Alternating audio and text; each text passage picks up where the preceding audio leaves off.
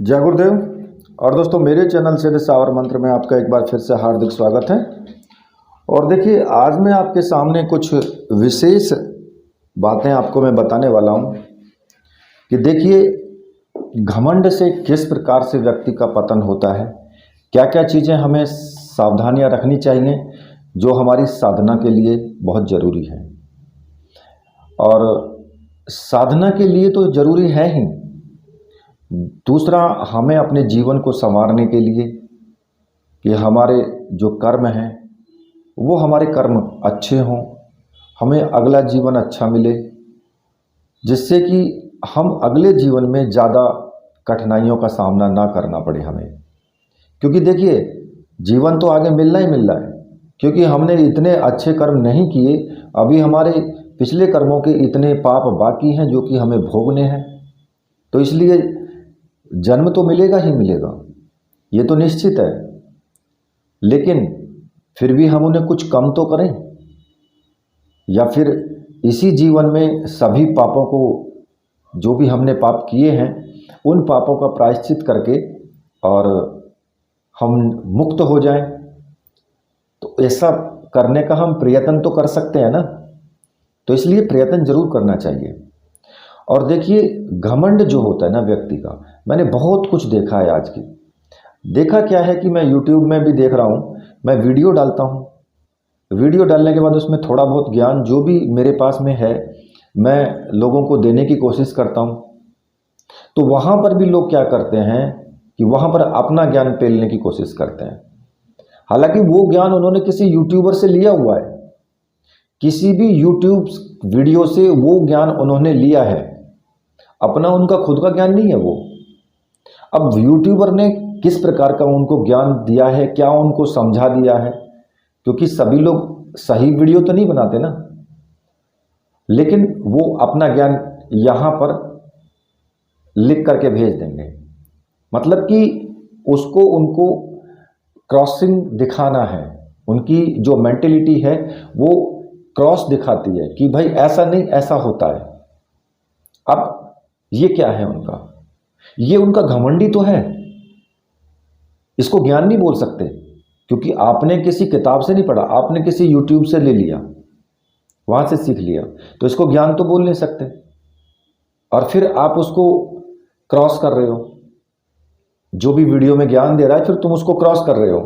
तो इस बात का मतलब क्या है, आपके अंदर कहीं ना कहीं घमंड है कि नहीं मुझे भी ज्ञान है, इस प्रकार का घमंड है। अब वो घमंड आपको पतन की ओर ले जाता है, आप शायद नहीं जानते, वो घमंड आपको पतन की ओर ले जाता है। क्योंकि घमंड जो है, व्यक्ति का जो गर्व है, जो घमंड है, वो पतन की तरफ ही ले जाता है निश्चित रूप से। और कितना घमंड आज के इंसान को, क्या समझता है वो खुद को, आखिर किस बात का घमंड है इंसान को, उसे जीवन में अगले क्षण का पता नहीं है कि क्या होने वाला है, लेकिन फिर भी घमंड है। अब घमंड कौन कौन से हो सकते हैं? अब एक घमंड तो मैंने आपको बता दिया कि उसको ज्ञान का घमंड है, कि भाई वो बहुत बड़ा ज्ञानी है और इसी के बलबूते वो जो है दुनिया भर के इस तरह की जो क्रॉसिंग जो उनकी मेंटेलिटी है उसको दर्शाता है वो। दूसरा, सुंदरता का घमंड होता है किसी किसी को। भाई एक मामूली दुर्घटना में, मैं बताता हूं किस प्रकार का घमंड करना। एक मामूली दुर्घटना अगर व्यक्ति के साथ में हो जाए तो 2 मिनट में इंसान की सुंदरता गायब हो जाती है।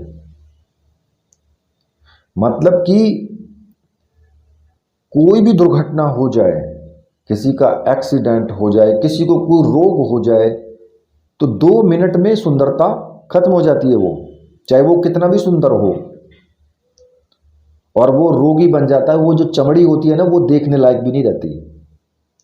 तो किस बात का घमंड, किस सुंदरता का घमंड? दूसरा कि किसी किसी व्यक्ति को अपने शरीर के ऊपर बहुत घमंड होता है कि भाई उसमें तो बहुत ताकत है, और इधर से देखोगे तो इधर को वो हाथ करके वो डोले जिनको बोलते हैं ना, वो डोले दिखाएगा, कभी अपनी छाती दिखाएगा, कभी ये करेगा, कभी वो करेगा। किस बात का घमंड? उम्र के साथ साथ शरीर ढलता जाता है और आप कुछ नहीं कर सकते। जब इंसान को लकवा हो जाता है ना, तब वो खुद नहीं उठ सकता, हिल भी नहीं सकता, वो बार बार उसे सहारे की जरूरत होती है। तब कहाँ जाता है वो शरीर का घमंड? कहाँ चला जाता है फिर वो? तो इसलिए कभी भी अपने शरीर पर भी घमंड आपको नहीं करना चाहिए। देखिए, मैं तो आपको समझा रहा हूं, मानना न मानना आपका काम है। अगर मानते हैं तो भाई अच्छा है, आपके लिए अच्छा है। नहीं मानते तो तब भी मुझ पे कोई फर्क नहीं पड़ने वाला है। फर्क पड़ेगा तो आपके ऊपर ही पड़ेगा। अब किसी किसी व्यक्ति को पैसे का भी घमंड होता है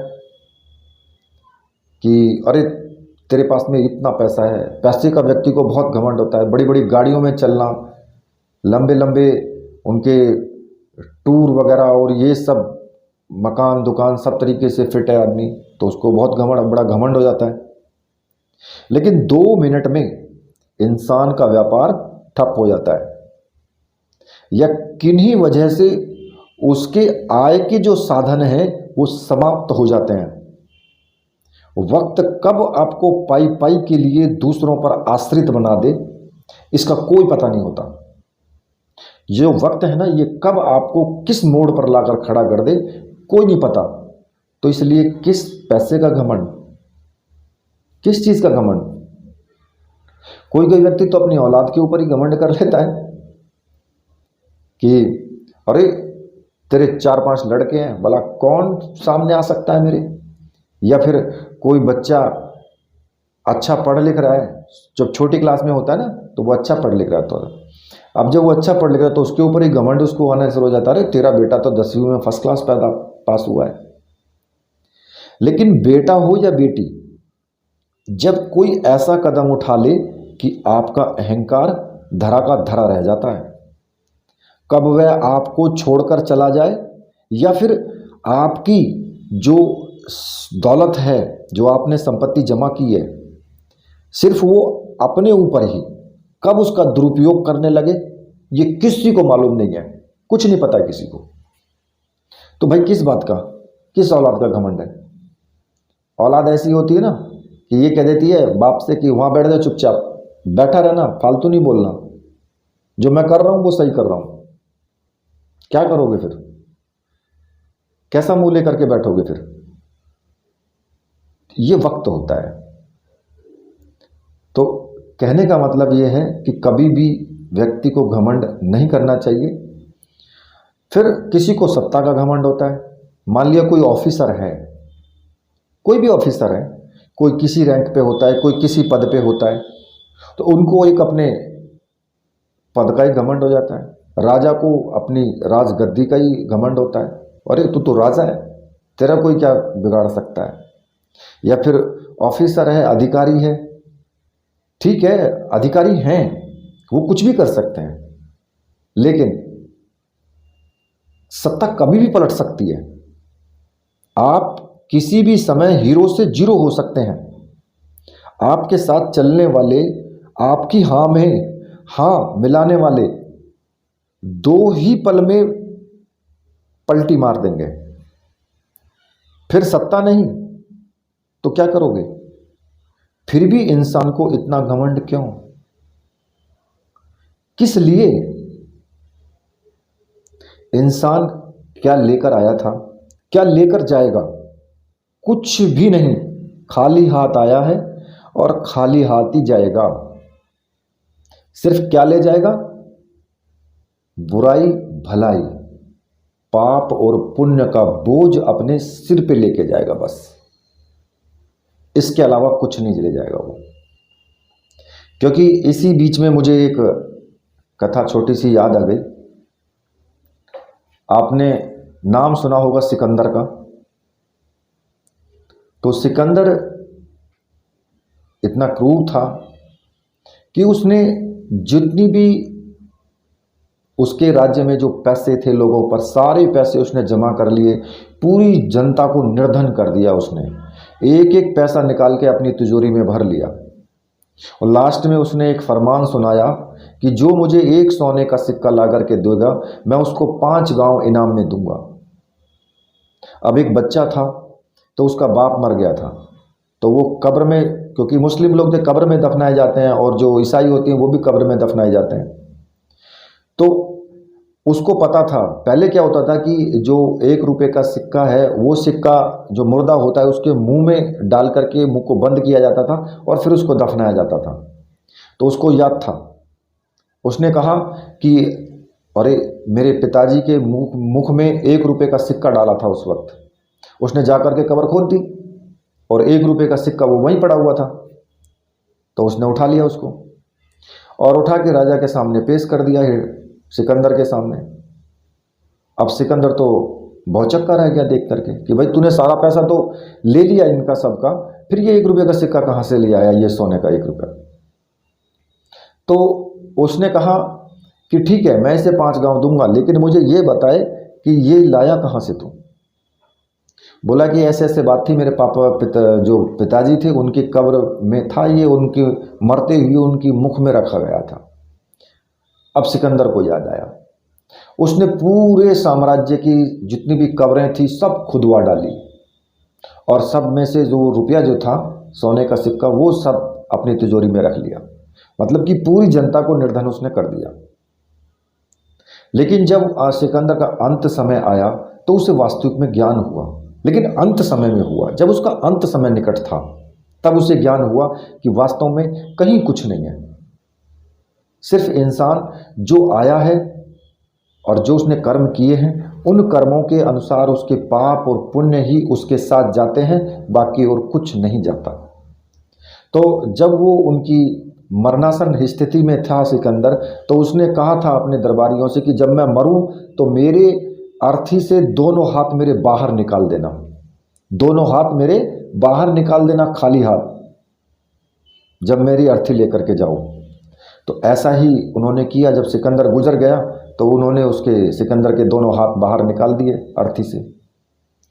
तो उस वक्त में एक कवि ने कहा था कि सिकंदर सारे जहां के वाली थे, दुनिया से गए तो दोनों हाथ खाली थे। तो इसलिए घमंड किस बात का, क्योंकि एक सुई तक भी साथ नहीं जाती, बस जाते हैं तो आपके द्वारा किए हुए अच्छे कर्म, आपकी मंत्र साधना, आपका तप, आपका अच्छा व्यवहार, जिसे कभी आप किसी अन्य के चेहरे पर खुशी दे सकें, जिससे किसी और को खुश कर सकें आप, ये चीजें आपके साथ जाती हैं। तो आज ही मैं आपको कहता हूं कि आज ही आप कुछ चीजों को छोड़ दें, दूसरों को नीचा दिखाना। अगर आप सोचते हैं कि मैं दूसरे को नीचा दिखाऊं तो आज ही छोड़ दें ये चीज।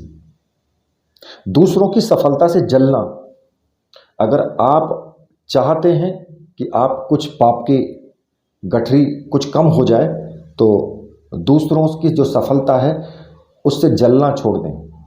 उससे जले नहीं, अपने आप को ऊपर उठाने की कोशिश करो जलने की बजाय। दूसरों के धन से जलना, अगर कोई व्यक्ति ज़्यादा कमा रहा है तो उससे आप जलन करें, ये बिल्कुल छोड़ दो आप, आज ही छोड़ देना। दूसरे की निंदा करना, किसी भी व्यक्ति की निंदा करना, ये भी आप छोड़ दें। और दूसरों की सफलता पर ईर्ष्या करना। अगर कोई व्यक्ति सफल हो रहा है तो भाई वो अपने कर्म से हो रहा है, वो कर्म कर रहा है इसलिए वो सफल हो रहा है, लेकिन आप उससे ईर्ष्या कर रहे हो तो ये आज ही छोड़ दें। ये 5 चीज़ें जरूर आप छोड़ दें, बाकी सब मिथ्या है, ये मैं आपको बता देता हूँ, ठीक है। तो ये जो ज्ञान है जिसने सुना होगा उसको अच्छा लगा होगा और मानेगा भी, नहीं मानेगा तो भाई नहीं सही, मेरा क्या जाता है, आपकी मर्जी। खैर इसी के साथ अब मैं वीडियो को यहीं पर समाप्त करता हूँ। तो मेरे साथ बोलिए, बोलिए वीर बजरंगबली हनुमान जी महाराज की जय, बोलिए मेरे परमहंस गुरुदेव की जय।